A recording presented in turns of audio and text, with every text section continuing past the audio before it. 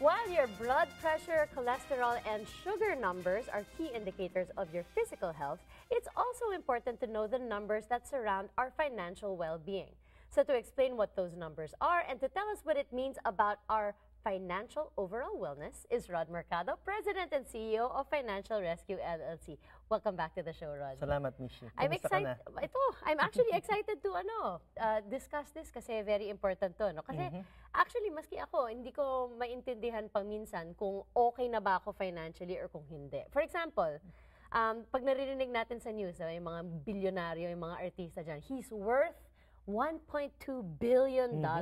Ano bang ibig sabihin nun? Paano ba nila minimeasure yan? Yung net worth na tinatawag? Oo. Oh, okay. Ito, para makompute mo yan, ima-minus mo lahat ng liabilities mo o lahat ng utang mo doon sa meron ka. No? Okay. Ano yung properties mo or ano man, anything with value.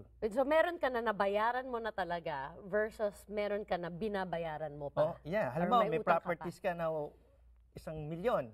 Ang utang mo naman, 800,000. So, may 200,000 kang net worth. Yan yung net worth mo. Okay. Yes. So, itong tanong ko ngayon, kung talagang tinignan ko siya, no? Tapos, kung pagkatapos ng calculation, ang net worth ko lang ay 1,000. Okay. Sabi nga nila, yan yung pinaka-ultimate na indicator ng kung ano ka.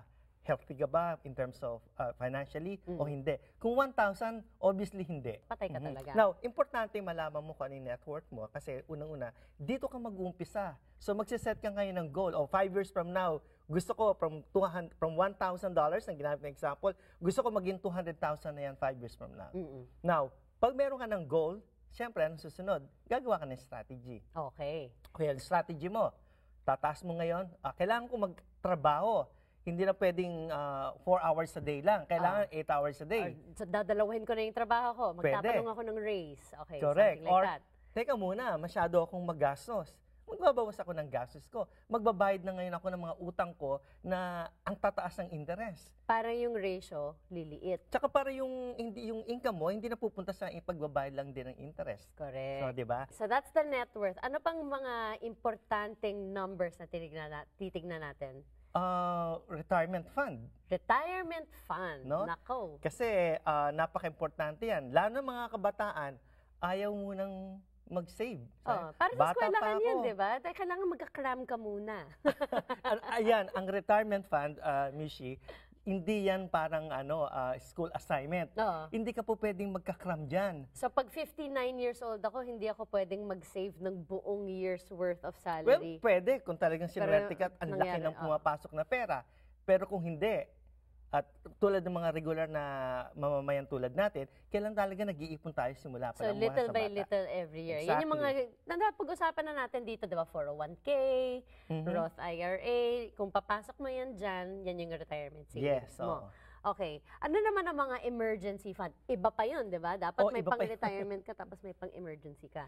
Natanda mo yung numbers natin sa emergency fund? How many months? 6 months. Yes. Kailangan, yung kinikita mo sa 6 na buwan, na itatabi mo na yon. Okay. I mean, meron kang natabi na equivalent sa 6 months mong income. Tsaka hindi lang yun yung parang that will cover my rent, di ba? Hindi lang yung pang-upa. Dapat may pagkain, dapat may pangbayad ng every buwis. Siyempre, assumption ko, kaya sinabi kong 6 na buwan ng income mo, kasi assumption ko yung income mo sufficient para suportahan yung mga gastos mo sa buhay, di ba? So actually, medyo malaki tong topic na to, Rod, and I'm sure yung mga ka-nation natin dyan na mahilig makinig sa'yo, may mga tanong pa. So, saan po kayo mahahanap? Yes. Mga ka-nation, kung kayo ay may katanungan, tumawag po kayo sa amin sa 877-973-3287 o pwede kaming bisitahin sa aming website.